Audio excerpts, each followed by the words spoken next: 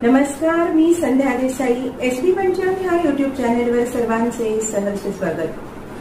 नवरात्रोत्सव झाला, कोजागरी पौर्णिमा ही संपली. आता सर्वांना उत्सुकता आहे ती दिवाळी. सण मोठा नाही आनंदाला तोटा.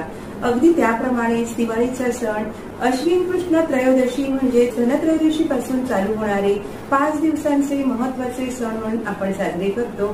त्यामध्ये अश्विन कृष्ण त्रयोदशी, धनत्रयोदशी, नरक चतुर्दशी, दीपावली म्हणजे लक्ष्मीपूजन, बलिप्रतिपदा म्हणजे कार्तिक शुक्ल प्रतिपदा, पाडवा, त्यानंतर भाऊबीज याप्रमाणे एकामागोमाग एक दिवाळीचा सण म्हणजे फटाके, फराळ, नवनवीन वस्तूंची आणि कपड्यांची खरेदी. दिवाळी म्हणजे सर्वांसाठी हा आनंदोत्सव असतो. हे 5 दिवस अतिशय महत्वाचे समजले जातात. धनत्रयोदशीच्या आदल्या दिवशी आपल्या हिंदू धर्म संस्कृतीमध्ये कृतज्ञता व्यक्त करण्यासाठी महत्वाचा म्हणून जो सण साजरा केला जातो तो म्हणजे वसुबारस. अश्विन कृष्ण द्वादशीला म्हणजे 12व्या दिवशी वसुबारस साजरी केली जाते. वसु म्हणजे द्रव्य, धन. सवत्स रेणूची पूजा म्हणजे वसुबारस. सवत्स म्हणजे गाय आणि वासराची सन्मानार्थ केलेली पूजा म्हणजे वसुबारस. दिन दिन दिवाळी, गाई म्हशी ओवाळी. गाई म्हशी कुणाच्या? लक्ष्मणाच्या. लक्ष्मण कुणाचा? आई बाबांचा. हे गाणं आपल्याला सर्वांना माहित आहे. अगदी त्याप्रमाणेच ही वसुबारस. परंतु ह्या गायी केवळ लक्ष्मणाच्या नसून ह्या गायी आमच्या सर्वांच्या आहेत. कारण स्वतःच्या आईनंतर दुसरी आई कोण असेल तर ती गाय. लहान बाळाला आईच्या दुधाची कमतरता भागवण्याचे काम ही गोमाता करत असते, ही कामधेनू करत असते. त्याचप्रमाणे दूध, दही, ताक असे दुधापासूनचे पदार्थ आणि वातावरणामध्ये पावित्र्य निर्माण करण्याची ताकद असलेले गोमूत्र, त्याचप्रमाणे शेण असे एक ना अनेक उपयुक्त पदार्थ आपल्याला गायीपासून मिळत असतात. अशा सर्व गुणकारी वस्तूंमुळे गायीचे अनंत उपकार आमच्या सर्वांवर असल्यामुळे त्याबाबत कृतज्ञता व्यक्त करण्यासाठी गायीची पूजा केली जाते. म्हणूनच हिंदू धर्मामध्ये गोमाता असे म्हटले जाते. निसर्गाकडून आपल्याला मिळालेली गायीची देणगी यालाच गोवत्स द्वादशी असेही म्हणतात.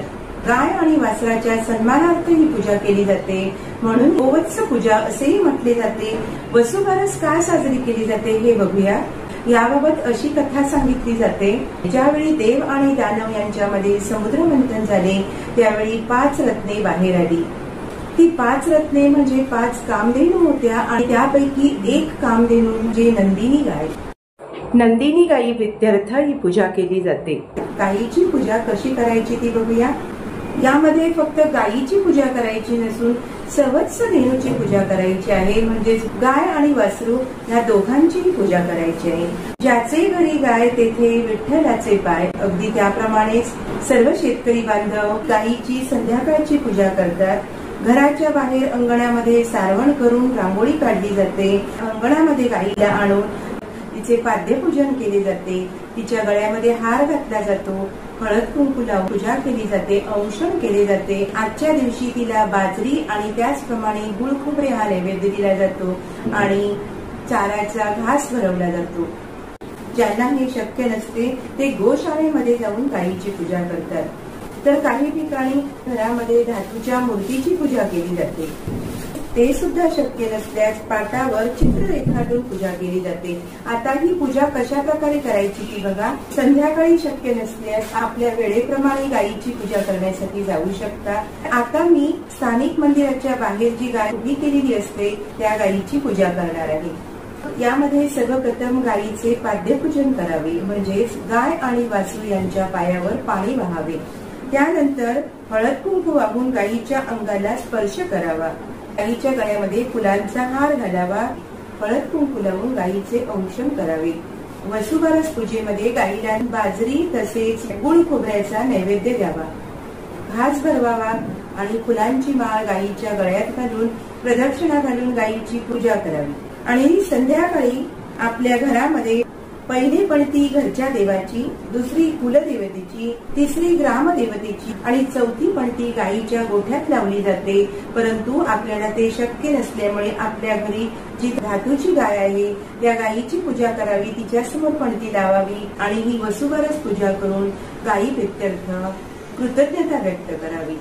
या दिवशी ज्यांचे उपवास व्रत आहे त्यांनी बाजरीची भाकरी आणि गवारीच्या शेंगाची भाजी खावी आणि उपवास सोडावा। तर अशा प्रकारे गायी प्रीत्यर्थ कृतज्ञता व्यक्त करण्यासाठी वसुबारस या दिवशी गायीची आणि वासराची पूजा करूया। गायीची पूजा केल्याने माता लक्ष्मीचा कृपा आशीर्वाद आपल्यावर राहतो असे सांगितले जाते। स्नेहाच्या दिव्यामध्ये तेवतेवात तेजाची, वसुबारस म्हणजे पूजा गायी वासराची। तर आता इथेच थांबूया, पुन्हा भेटूया। धनत्रयोदशीची पूजा कशा प्रकारे करायची आहे आणि त्याचे महत्त्व काय आहे हे जाणून घेण्यासाठी। तोपर्यंत नमस्कार। प्रसन्न घर आणि आनंदी मन हेच खरे धान शुभम होतो।